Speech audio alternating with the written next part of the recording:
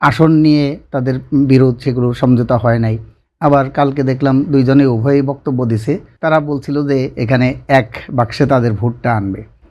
এখন সেটা নিয়ে তারা প্রথমে ৮ দল এবং পরে ১০ দল এবং ১১ দল হতে চাইলো, যে তারা মিলিয়ে একসাথে একটা জোটবদ্ধভাবে নির্বাচন করবে। তাদের কথার মধ্যে অনেক ফাঁক আছে। তারা কিন্তু বলছে যে এটা কোনো আদর্শগত ঐক্য না, এটা কোনো জোট না, এটা নির্বাচনী ঐক্য। তার মানে একটা সুবিধার ঐক্য তারা করতে গেছে। ১ ২ নম্বর কথা হলো যে তাদের বিভিন্ন জায়গায় যে তাদের আকীদা, সেই আকীদার মধ্যে কিন্তু অনেক পার্থক্য আছে। এখানে হানাফি আছে, সালাফি আছে, ওয়াহাবি আছে, এই ভিন্ন ভিন্ন যে মতাবলম্বী, এদেরকে কয়েকদিন আগেও তারা তাদের পক্ষ থেকে একে অপরকে নানাভাবে একে বিরুদ্ধে যে বক্তব্য বিবৃতিগুলো দিয়েছে। যেমন চরমোনাই পীর, তারা বলছে যে জামাত ইসলামের ইসলাম এটা ইসলাম না, এটা মওদুদের ইসলাম। ইভেন এই যে যখন এই যে ইসলামপন্থীদের জোট হচ্ছে, তখন হেফাজতে ইসলামের যে প্রধান বাবুনগরী, সে সহ ১৬০ জন উলামা মাশায়েখ কেরাম তারা বিবৃতি দিয়েছে। বিবৃতি দিয়ে বলছেন যে ইসলামের নাম নিয়ে জোট করলে সেটা ইসলামী জোট হয় না। হ্যাঁ, তারা আসলে ইসলামী জোট না, এই জামাতে ইসলাম এটা ইসলামী ইয়ে না। কাজে এইটাতে জনগণকে বিভ্রান্ত হইতে মানা করছে, যে মুসলিম ধর্মাবলম্বী যে মানুষ, তাদেরকে বিভ্রান্ত না হওয়ার জন্য তারা আহ্বান জানিয়েছে। পত্রিকায় বিবৃতি দিয়ে তারা এটা বলছে। এইটা একটা ছিল। কিন্তু শেষ পর্যন্ত যেটা আছে, তারা বলে যে এখানে আসন নিয়ে তাদের বিরোধ, সেগুলো সমঝোতা হয় নাই। আবার কালকে দেখলাম দুইজনে উভয়ই বক্তব্য দিছে, যে চরমোনাইর পক্ষ থেকে বলা হয়েছে যে আমাদের এখানে আসনের ব্যাপারটা না, আসন তো আছেই একটা, সেটা তাদের সমঝোতা হয় নাই। তারা বলছেন যে এখানে তাদের সাথে আকীদারই পার্থক্য আছে। যেমন চরমোনায় তারা বলে যে তারা ক্ষমতায় গেলে, রাষ্ট্র ক্ষমতায় গেলে শরিয়া আইন চালু করতে, শরিয়া আইনে দেশ পরিচালনা করবে। এখন জামাতে ইসলামও আগে বলতো যে শরিয়া আইনেই করবে।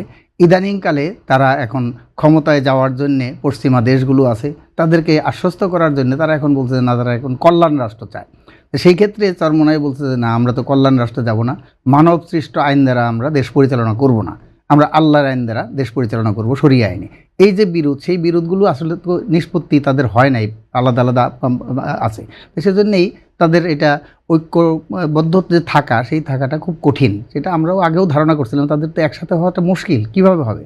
তাদের তো পার্থক্য বহুত, কিন্তু সেই পার্থক্য নিয়ে তারা একসাথে হবে না।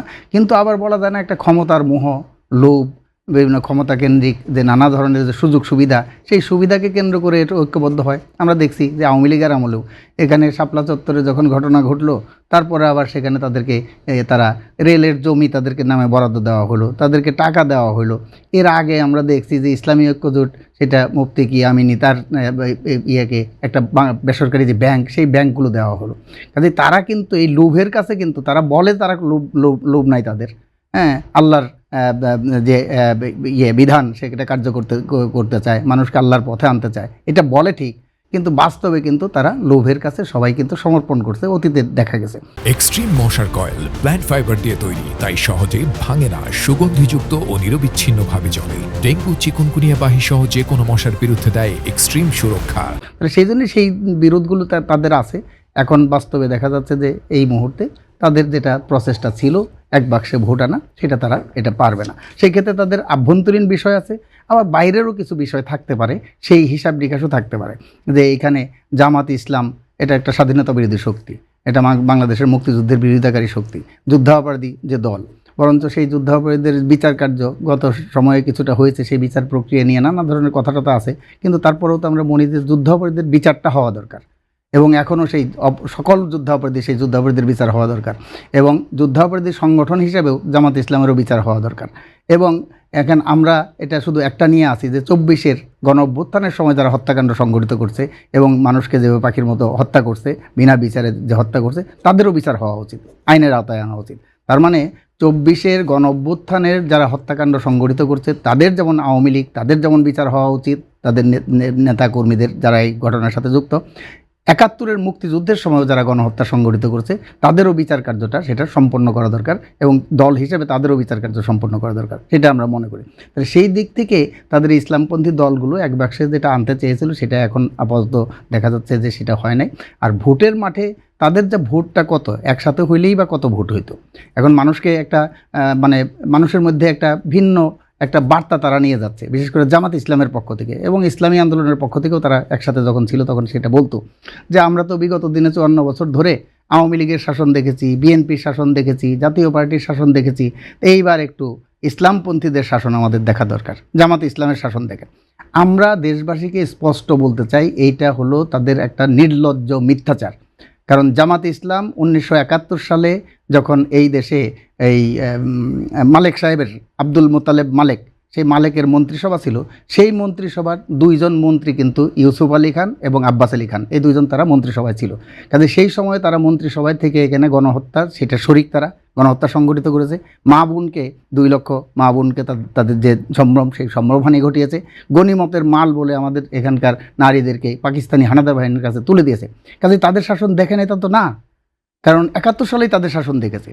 এবং পরবর্তীকালেও কিন্তু এখানে যখন 2001 থেকে 2006 সাল পর্যন্ত 4 দলীয় জোটের সরকার ছিল, সেখানেও কিন্তু জামাতে ইসলামের 2জন মন্ত্রী এখানে ছিল, আলী হাসান মুজাহিদ সাহেব এবং মতিউর রহমান নিজামী।